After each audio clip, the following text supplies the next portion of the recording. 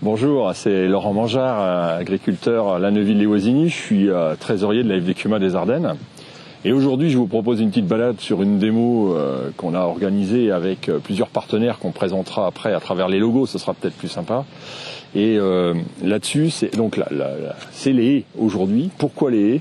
Pourquoi c'est sympa d'avoir des haies? Et quel rôle elles ont? Donc déjà, vous dire que implanter une haie, c'est pas quelque chose d'anecdotique.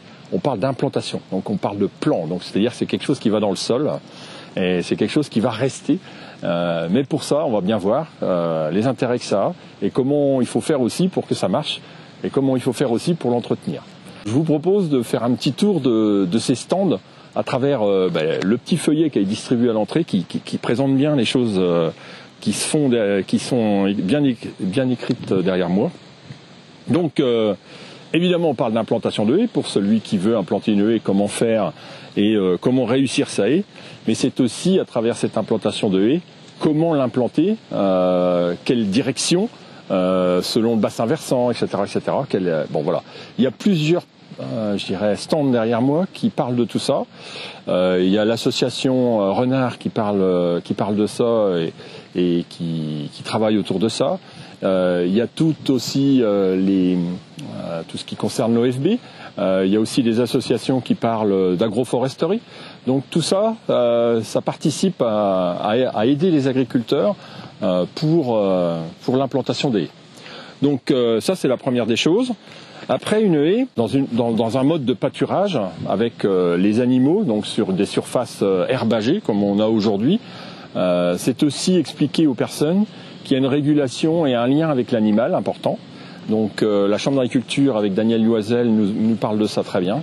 Donc des animaux en plein été quand il fait très chaud avec une implantation de haies, c'est quand même quelque chose qui permet le bien-être animal et puis qui régule un peu les choses. C'est aussi au niveau de l'eau une régulation hydraulique importante. Donc c'est des choses qui vont être expliquées aujourd'hui et des choses qui sont très importantes et qui quelquefois font même la différence. Donc ça c'est avec le pâturage. Nous avons aussi sur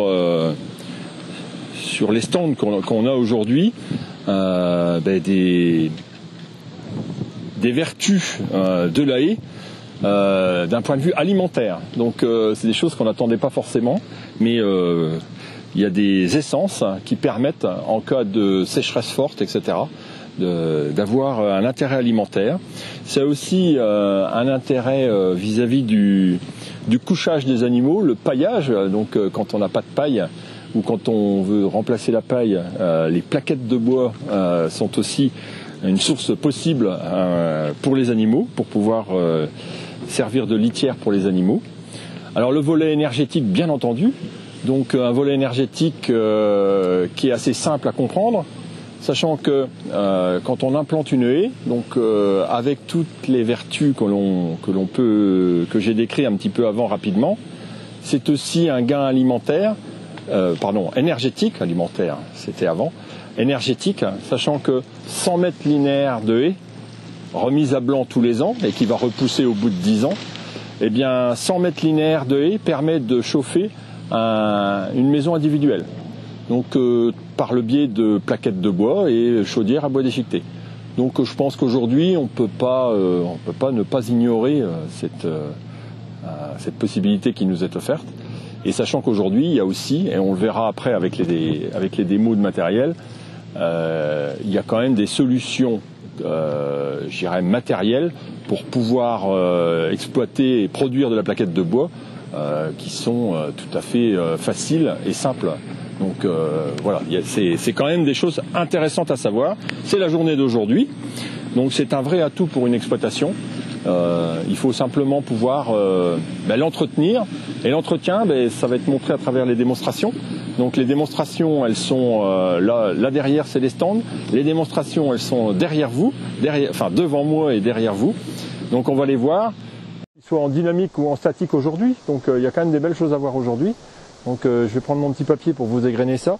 Donc déjà le lycée agricole de Saint-Laurent, le CFPPA de Saint-Laurent, avec un partenaire, nous fera une démonstration d'un abattage manuel, donc très sympa que le lycée agricole soit là aujourd'hui.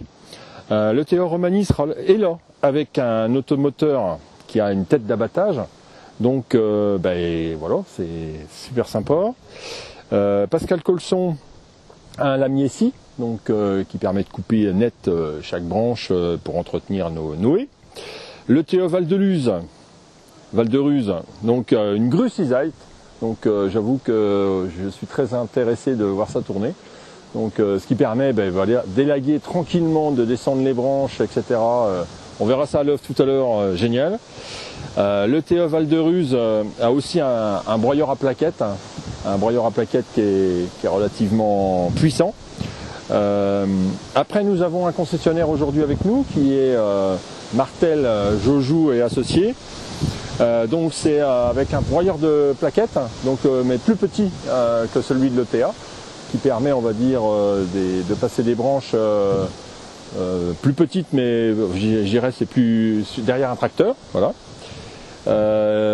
Jojou vient aussi avec un broyeur forestier, donc il y a 2 broyeurs forestiers présents aujourd'hui, donc ce qui permet la remise en état d'un sol après l'exploitation forestière d'une haie ou d'une petite forêt.